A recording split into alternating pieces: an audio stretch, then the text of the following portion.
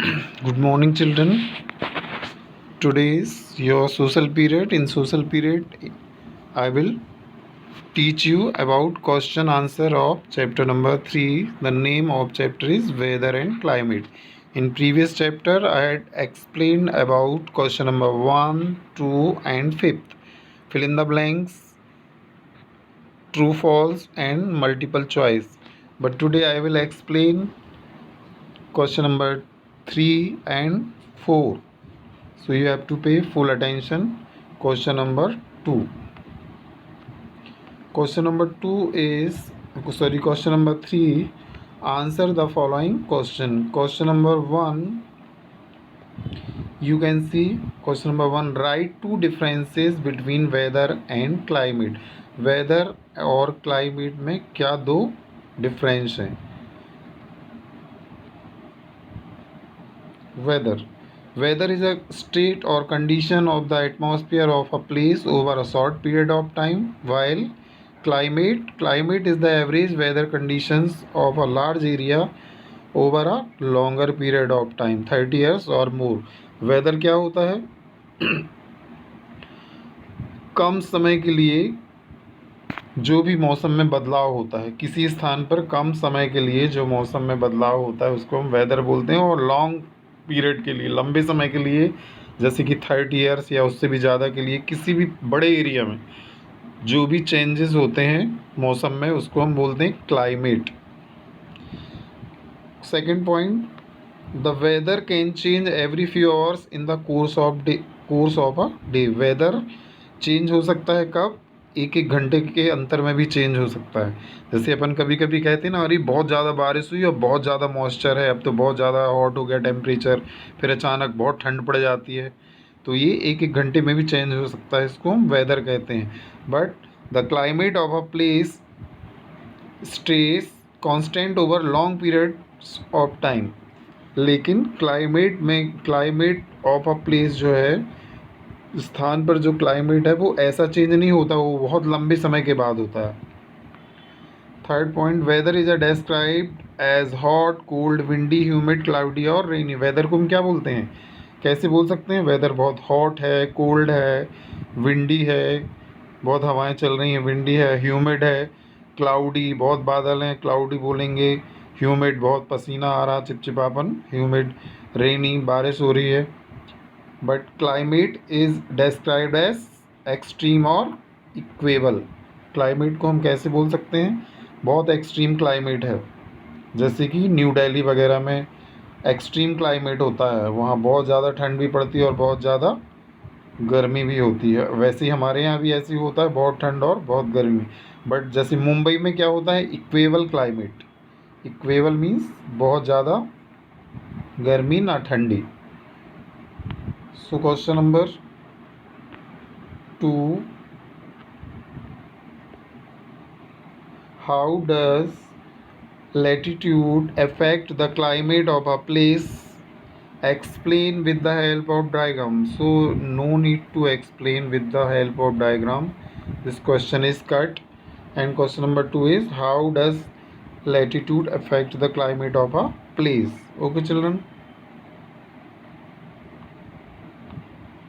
Question number 2, latitude or distance from the equator is one of the most important factors affecting the climate of a place. Latitude और distance from the equator, मतलब equator से जो दूरी है place की, या latitude, ये बहुत इफेक्ट करता है क्लाइमेट को। The further one goes from the equator the colder it gets. जैसे जैसे इक्वेटर के दूर जो भी प्लेस होंगे वो जगह ठंडी रहेंगी। Therefore places near the equator are hotter than places at higher latitude. और जो भी प्लेस इक्वेटर के नियर हैं, पास में है, वो बहुत ज़्यादा गर्म होंगे उनकी तुलना में जो हायर लैटिट्यूड्स में है। जो बहुत हायर लैटिट्यूड्स में है वहाँ पर उतनी गर्मी नहीं पड़ती। As a rule the higher the latitude the colder the climate of a place. नियम के अंतर्गत क्या होता है? जो हायर लैटिट्यूड में जो भी प्लेसेस हैं वो ठंडे होते हैं, वहाँ का क्लाइमेट कैसा होता है? ठंडा। Question number 3. Answer number 3. Now we are looking about question number 3. What is question number 3? Question number 3 is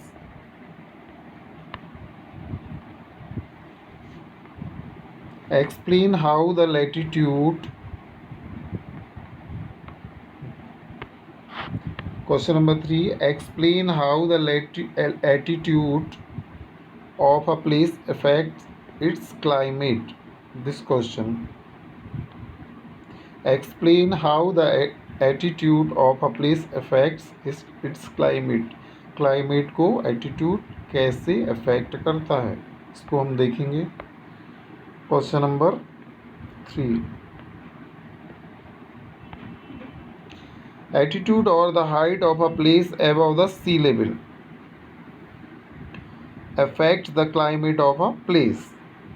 क्या अफेक्ट करता है, एटीट्यूड या फिर height of a place above the sea level. Height of a place की height depend करती है सी level से. यदि बहुत ज़्यादा ऊंचाई पे है कोई भी प्लेस तो वहाँ पर क्या होगा, टेम्परेचर डिक्रीज विथ एटीट्यूड. वहाँ का टेम्परेचर क्या होगा, डिक्रीज़ होता जाएगा. जैसे आपने देखा होगा हिमाचल प्रदेश, उत्तरांचल, हिमालय, जम्मू कश्मीर, ये सारी जगह में क्या होता है, टेम्परेचर हमेशा डिक्रीजिंग ऑर्डर में होता है क्योंकि ये सी लेवल से बहुत ऊंचाई पर है. It does so at the rate of around 6.5 degree Celsius per 1000 metre rise in altitude. Thus, the higher we go, the cooler it gets. 6.5 degree Celsius per 1000 meter. 1000 metre के हिसाब से 6.5 डिग्री सेल्सियस रेट है इसका, जो इसको rise करता रहता है. Thus, the higher we go, the cooler it gets. जैसे जैसे हम ऊंचाई पे जाएंगे क्या होगा, cooler it gets, मतलब हमको ठंडा मौसम वहाँ पर मिलेगा.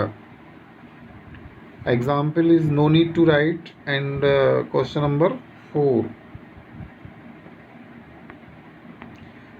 Question number 4 is mention any 2 ways in which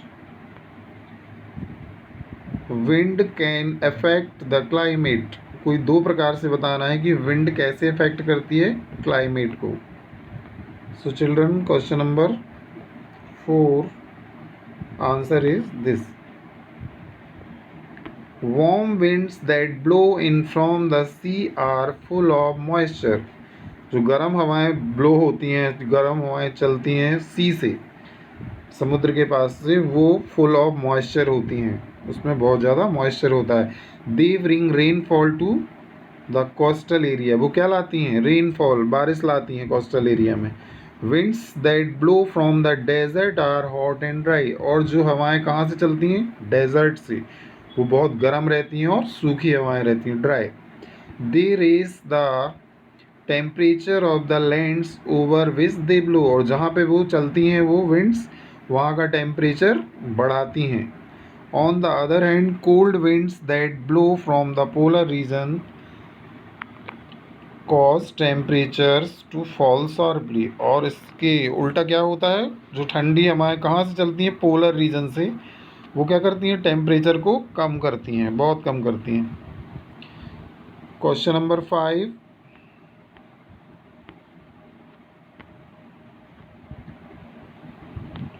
draw a diagram to show the heat zones of the earth.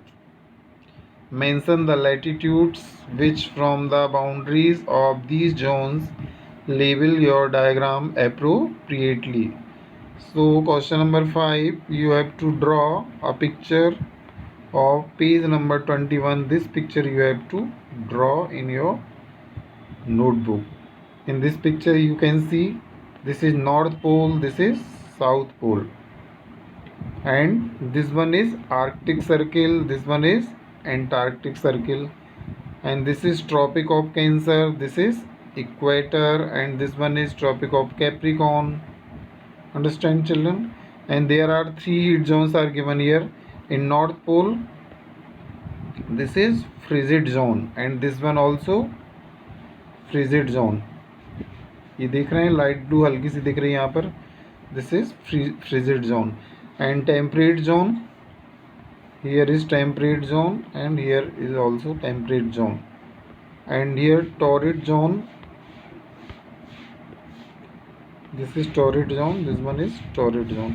So understand children, it's your homework. You have to complete all the questions and answers of chapter number 3 in your notebook. I am sending all the question and answer, so you have to complete. Okay children, thank you.